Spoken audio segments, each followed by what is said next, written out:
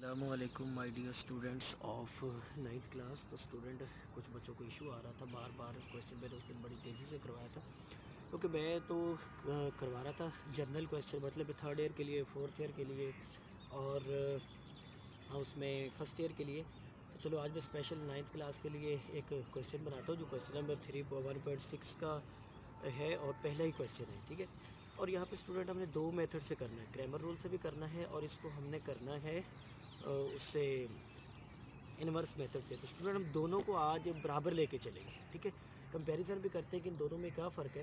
तो स्टूडेंट पहला स्टेप जो है वो दोनों में सेम है। वो स्टेप कौन सा है कि आप इनका कोफिशिएंट मैट्रिक्स लिखते हैं 2 3 -2 2 x और y is equal to 4 and 6। Student ये स्टेप, ठीक है। तो मैं साथ साथ यहाँ पे दूसरा करते हैं। अब जो इसका मतलब है क्वेश्चन में ऊपर नहीं लिख रहा क्योंकि जगह हमारे पास कम होती है इस वजह से। तो अब हमारे पास जो इसका कोफिशिएंट मैट्रिक्स इसका हम यहाँ पे लिखेंगे वो क्या आएगा 2 -2 3 और 2 और यहाँ पे हमारे पास आएगा x y और यहाँ पे हमारे पास आएगा 4 और 6। स्टूडेंट ये हम करेंगे क्रैमर्स रूल से और ये क्रैमर रूल या क्रैमर मेथड से, और ये हम करेंगे इन्वर्स मेथड से, ठीक है। ये हम इन्वर्स मेथड से करेंगे, ओके। स्टूडेंट पहला स्टेप दोनों में सेम है। अब इसके बाद आपने क्या करना है, इसके बाद आपने इनके नेम रखने हैं मैट्रिक्स के। ये जो कोफिशिएंट मैट्रिक्स ये बनता कैसे, इनको मल्टीप्लाई करें 2x - 2y एक एंट्री बनेगी, 3x + 2y दूसरी एंट्री बनेगी और ये भी एक मैट्रिक्स बनेगा। ये भी मैट्रिक्स 2/1 का है, ये भी 2/1 का। दोनों को कंपेयर करके हम ये लिख सकते हैं। स्टूडेंट इसका नाम रखते हैं a, इसका नाम रखते हैं हम x और इसका नाम रखते हैं हम b। स्टूडेंट यहाँ पे नाम आप कुछ भी दे सकते हैं, उसका कोई इशू नहीं। इसके बाद ये रिवर्स मेथड है। इसमें पहला स्टेप ये है कि अगर आप a और b को करते हो, सॉरी a और x को करते हो आप मल्टीप्लाई, तो हमारे पास क्या आंसर आता है b। तो ये हमारे पास शुरू से यही आ रहा है। ये देखिए x और y, अब a और x मल्टीप्लाई हो रहा है तो हमारे पास इस किसके इक्वल आ रहा है b के। तो हमने उसी चीज़ को यहाँ पे लिख दिया। स्टूडेंट इसके बाद हमने फाइंड करना है जनाब x, क्योंकि x की वैल्यू हमारे पास x और y की वैल्यू नहीं है, बाकी तो ये सारे कॉन्स्टेंट है। हमारे पास स्पेशल इंट्रीज रियल नंबर्स है। अब x अगर हम x फाइंड करना चाहते हैं तो a इधर आके इसके नीचे क्या होगा डिवाइड, लेकिन मैट्रिक्स में डिवीजन होल्ड नहीं करती। मैट्रिक्स से हम इन्वर्स अप्लाई कर सकते हैं। हम अगर इस इधर से a का इन्वर्स अप्लाई करते हैं इसकी लेफ़्ट साइड पे, तो स्टूडेंट हमारे पास क्या आएगा x बच जाएगा और इधर क्या आ जाएगा a का इन्वर्स इंटू b। ये फार्मूला ये आपने जेर में रखना है, ठीक है। सो बात ये ना कि भाई 3 स्टेप है यहाँ पे। इधर से a का इन्वर्स अप्लाई करेंगे तो वो बन जाएगा a का inverse a which is equal to i। जब i x से मल्टीप्लाई होगा तो क्योंकि i आइडेंटिटी मैट्रिक्स है, आइडेंटिटी मैट्रिक्स जब x से मल्टीप्लाई को फ़र्क नहीं पड़ेगा तो ये क्या रह जाएगा, सिर्फ हमारे पास x ही रह जाएगा, ओके। अब इसके बाद जो हमारे पास आ रहा है वो क्या है जी, हमें अब चाहिए a का इन्वर्स। स्टूडेंट a का इन्वर्स फाइंड करने के लिए हमारे पास होना चाहिए, मैं यहाँ पे लिख देता हूँ, a का इन्वर्स फाइंड करने के लिए हमारे पास दो चीज़ें होनी चाहिए, डिटर्मिनेंट और sorry adjoint of a over a का डिटर्मिनेंट। ये दो चीज़ें होनी चाहिए। अब एडजॉइंट ऑफ a हमारे पास हो और a का डिटर्मिनेंट हो। तो स्टूडेंट मैं पहले डिटर्मिनेंट लेता होता हूँ। उसकी वजह क्या होती है, उसकी वजह तो अगर डिटर्मिनेंट 0 आ गया तो हम आगे इसको करेंगे ही नहीं। क्यों कि जब डिटर्मिनेंट 0 हो जाता है तो समथिंग ओवर 0 हमारे पास वो अनडिफाइन हो जाएगा, तो उसको फिर हम नहीं करते। तो वो होता ही नहीं है, पॉसिबल ही नहीं है। तो हम अगर a लिखे हमारे पास यहाँ पे, तो a क्या है 2 3 -2 और 2, इसका डिटर्मिनेंट लें जी। तो डिटर्मिनेंट क्या आएगा 2 3 -2 2, इसका डिटर्मिनेंट 2 2 4, माइनस लगा के इन दोनों को मल्टीप्लाई करेंगे तो ये फिर ये भी माइनस में आ रहा है तो ये प्लस हो जाएगा, सॉरी ये 4 और 6 विच इज़ इक्वल टू 10। अब हमारे पास स्टूडेंट जो इनका डिटर्मिनेंट है वो कितना आ गया है 10। अब इसके बाद आप लें इसका एडजॉइंट, क्या लें आप इसका एडजॉइंट लें। तो जनाब एडजॉइंट ऑफ ए, तो ए का जो एडजॉइंट है वो हमारे पास क्या आ रहा है, वो आ रहा है जी, इन दोनों एडजॉइंट होता क्या है, इन दोनों की पोजीशन चेंज करते हैं आप, ठीक है। इन दोनों की क्या करेंगे, पोजीशन चेंज करेंगे क्योंकि ये दोनों सेम है तो एक, और इन दोनों के आप साइन चेंज कर देंगे, ओके, ठीक है। तो स्टूडेंट ये हमारे पास क्या आ जाएगा, एडजॉइंट आ जाएगा, ठीक। अब इस एडजाइंट को और इस डिटर्मिनेंट को इस फार्मूले में पुट करें तो करें स्टूडेंट, ए का इन्वर्स हमारे पास क्या आएगा, adjoint of A, adjoint of 2 2 -3 और 2, ये तो आ गया हमारे पास एडजाइंट। अब इसके नीचे क्या है हमारे पास, डिटर्मिनेंट ऑफ ए, वो क्या है 10 है।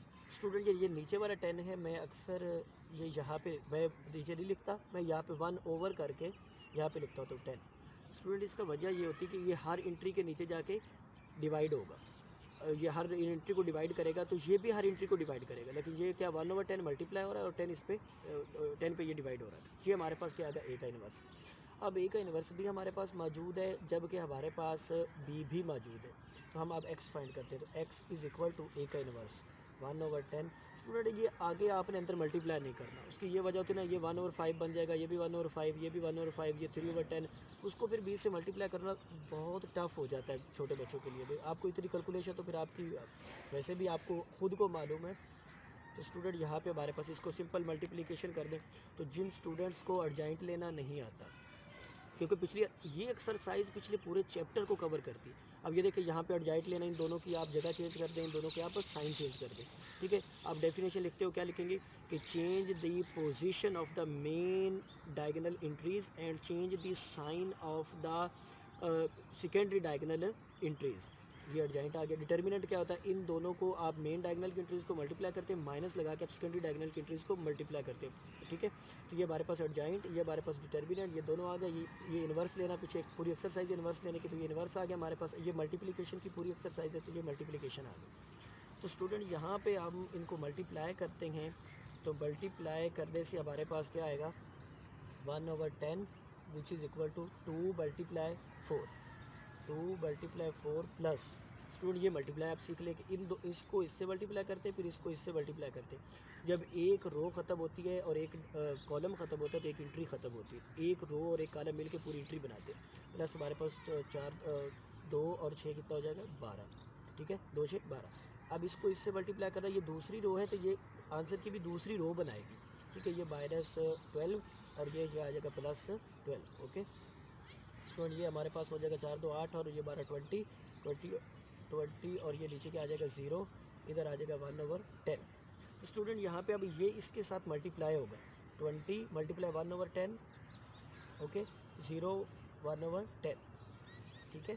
तो अब यहाँ पे ये इससे कैंसिल हो जाएगा, सिर्फ 2 रह जाएगा और ये तो 0 मल्टीप्लाई करके इसको 0 कर देगा। हमारे पास जो फाइनली आंसर आ गया वो क्या आ गया जनाब, कि x इज़ इक्वल टू 2 व 0। ये हमारे पास आंसर आ गया। अब x क्या है स्टूडेंट, यहाँ पे x क्या है, x हमारे पास है अगेन x और y का मैट्रिक्स जो है उसको हमने x का नाम दिया था, ओके। अब यहाँ पे लिखे 2 व 0, ठीक है। अब ये देखिए ये डायगोनल है 2/1 का, ये डायगोनल भी है 2/1 का, तो एक कंडीशन तो पूरी होगी बराबर होने के लिए, तो दरम्यान में इक्वल का साइन है, तो इसका मतलब ये है कि पहली कॉरिस्पॉन्डिंग एंट्री भी सेम है, तो पहली एंट्री इसकी पहली एंट्री के बराबर है, दूसरी एंट्री इसकी दूसरी एंट्री के बराबर। स्टूडेंट हमारे पास ये आंसर आ गया। अब हम वेरीफाई कर सकते हैं क्या हमारा ये आंसर सही है। अब ये देखिए y की जगह पे 0 पुट करें तो ये पूरी एंट्री 0, x की जगह पे अब 2 पुट करें 2 2 4 बनता है, y की जगह पे 0 पुट करें पूरी एंट्री 0, x की जगह पे 2 पुट करें तो 6 बनता है, तो हमारा आंसर सही है। अब इसी को हम जनाब करते हैं मोहतरम क्रैमर रूल से। अब वो क्या कहता है, क्रैमर कहता है कि भाई आप ऐसा करें, जब आपने नाम रख ले ना इनके नाम आपने रख ले a, x और b, आप ऐसा करें अगर आपको ना छोटा x चाहिए, ठीक है, आपको क्या चाहिए x, इसकी वैल्यू चाहिए x की, तो आप ये काम करें, आप मुझे a x कहीं से ला दें और उसको a के डिटर्मिनेंट पे आप डिवाइड कर दें। a x के डिटर्मिनेंट पे आप उसको लें और उसको a के डिटर्मिनेंट पे डिवाइड कर दें, तो मैं आपको x की वैल्यू दे दूँगा। अब y के लिए उसने ये कहा था कि अगर आप ऐसा करें मुझे a y कहीं से ला दें और उसका डिटर्मिनेंट और आप a के डिटर्मिनेंट पे उसको डिवाइड कर दें, तो मैं आपको x की वैल्यू दे दूँगा, ठीक है।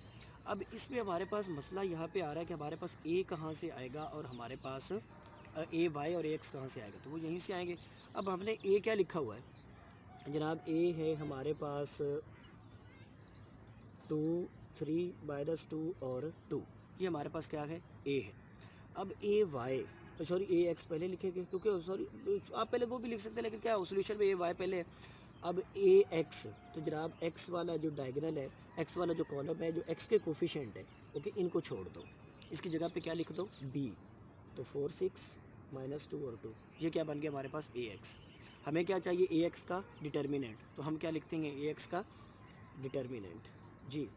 तो मैं डायरेक्ट वो यहाँ पे नहीं लिख रहा, चलो मैं लिख देता हूँ यार, इतनी देर तो आप तो बताते बताते मैं लिख ही देता हूँ। स्टूडेंट ये काम नहीं करते, इस पर सीधी ये लाइंस लगाते, ये डिटर्मिनेंट है। तो 4 2 8, ये माइनस, और फार्मूले में जो माइनस हम लगाते हैं डिटर्मिनेंट लेते हुए plus, 6 2 12 which is equal to 20। जनाब ए एक्स का हमारे पास जो डिटर्मिनेंट आ गया वो क्या है, 20 है। अब ए वाई लिखे जी, ए वाई क्या है, तो जनाब ए वाई हमारे पास आ रहा है, वाई वाले कोफिशेंट छोड़ दें, वाई का कोफिशेंट था 2 और 2, ये जो सेकंड मैट्रिक सेकंड कॉलम था ये वाई की कोफिशेंट, ये छोड़ दें, 2 3 4 और 6, ये हमारे पास क्या आ गया जनाब, ये ए वाई आ गया। अब हमने क्या लेना है, ए वाई का सॉरी ये डिटर्मिनेंट नहीं लगाना, ये हमारे पास अभी तक वो मैट्रिक्स है। अब इसका हमने क्या लेना है, डिटर्मिनेंट, इसका डिटर्मिनेंट क्या आएगा, 2 3 4 और 6, ठीक है। 6 2 12 minus 3 4 3 12 which is equal to 0, इसका डिटर्मिनेंट क्या हो गया हमारे पास, 0। अब स्टूडेंट इनकी वैल्यू पुट कर दें, तो जनाब इसकी वैल्यू क्या आएगी हमारे पास, ए एक्स की वैल्यू 20 ओवर ए डिटर्मिनेंट, तो ए डिटर्मिनेंट तो हमने यहाँ पे भी लिया था, कितना है 10, ये आ गया 10 हमारे पास, तो 10 22 ओके। तो ये हमारे पास y की value 0 over 10 which is equal to 0, तो ये देखिए x इज़ इक्वल टू 2 जबकि y इज़ इक्वल टू 0, तो अगेन हमारे पास वही आंसर आ गया। तो स्टूडेंट यहाँ तक आपका सिलेबस तो पहले कंप्लीट हो गया था, लेकिन कुछ बच्चों को क्रैमर रूल में और इसमें दोबारा इशू आ रहा था, कह रहे थे कि सर आपने जब बड़ी क्लासेस के साथ ही पढ़ा रहे थे तो आपने बहुत मतलब कम्प्लिकेटेड सा कर दिया था। तो जनाब ये मैंने बहुत इजी और हर स्टेप आपको क्लियर करके बताया, आपको जहाँ से समझना है फिर भी आप मुझसे पूछ सकते हो। ओके, अल्लाह हाफिज़।